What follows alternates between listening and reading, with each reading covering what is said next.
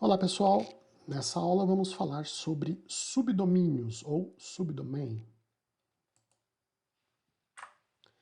Bem, lá no nosso mapa de navegação do DDD, a gente não encontra um elemento específico que fala sobre subdomain, mas a gente tem vários que estão relacionados ou que vão tratar do subdomínio. O principal é o Bounded Context, como a gente vai ver numa aula a seguir, é como a gente implementa um subdomínio. Mas o subdomínio também aparece aqui com outros nomes. Por exemplo, o shared kernel é um tipo específico de subdomínio, assim como o core domain, que também é o tipo específico de subdomínio, ou o subdomínio principal de um domínio.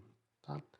Mas para falar exclusivamente de subdomínio, vamos entender a relação entre domínio e subdomínio. Então, de uma forma bem prática, bem simplificada, vamos entender que o domínio, nesse exemplo aqui, é um boi, e a gente tem que fazer um churrasco, mas não dá para assar o boi inteiro, não dá para pegar o boi e assar ele inteiro. Então, a gente tem que dividir ele em partes para poder fazer o churrasco, e cada parte, então, é o subdomínio desse domínio principal.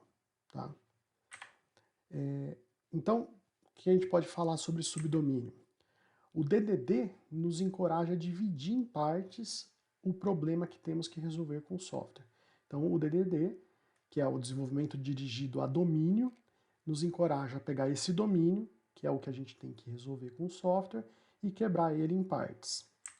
Essas partes, então, são chamadas de subdomínios, ou subdomain.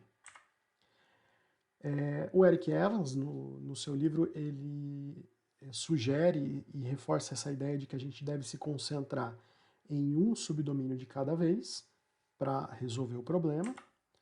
E trazendo isso para um universo mais real de software, imagine que você vai desenvolver um software para atender uma padaria, e aí esse software, a padaria é o domínio, e aí a gente tem vários subdomínios, a gente tem que identificar quais são esses subdomínios.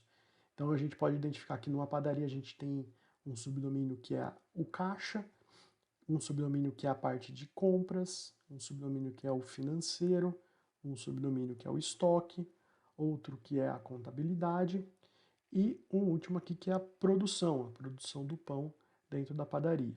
E a gente tem que elencar um subdomínio para começar e atacar ele, vamos dizer assim, individualmente ou exclusivamente. Então a gente vai desenvolver primeiro um subdomínio de cada vez sem se preocupar com os demais enquanto a gente estiver desenvolvendo esse aqui. E a gente sempre vai escolher, quando a gente começa, o principal. E aí é o que a gente chama de core domain, que a gente vai ver também numa aula mais à frente. Então, só para reforçar, modele um subdomínio de cada vez, use o princípio da separação de responsabilidades. Então tente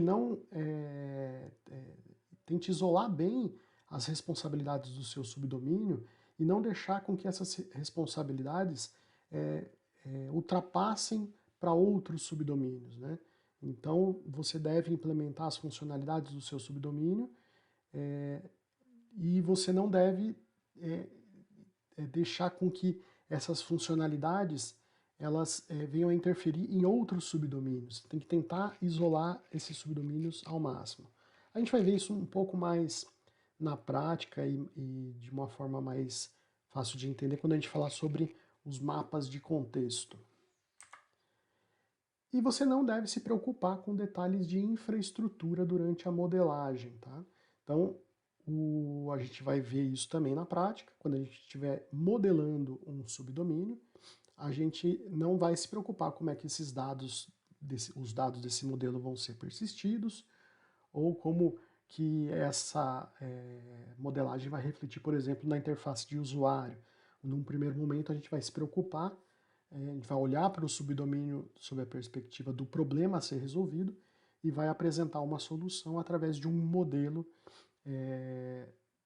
olhando muito para essa ideia de domain, né? Dirigindo o nosso desenvolvimento, a nossa modelagem para o domain, para o domínio, e quebrando isso, obviamente, em subdomínios. Bem, subdomínio é um tema muito subjetivo, muito abstrato, né? E a gente vai entender ele melhor quando a gente for falar de mapas de contexto, do core domain, do shared kernel e dos bounded contexts. Então, as próximas aulas eu acho que elas vão ser mais elucidativas com relação a isso. O subdomain é mais uma ideia de que a gente tem que separar, tem que quebrar o nosso domínio em partes. Mas de qualquer forma, qualquer dúvida, qualquer comentário, deixe aqui nesse vídeo ou entre em contato. Um grande abraço e até o próximo vídeo.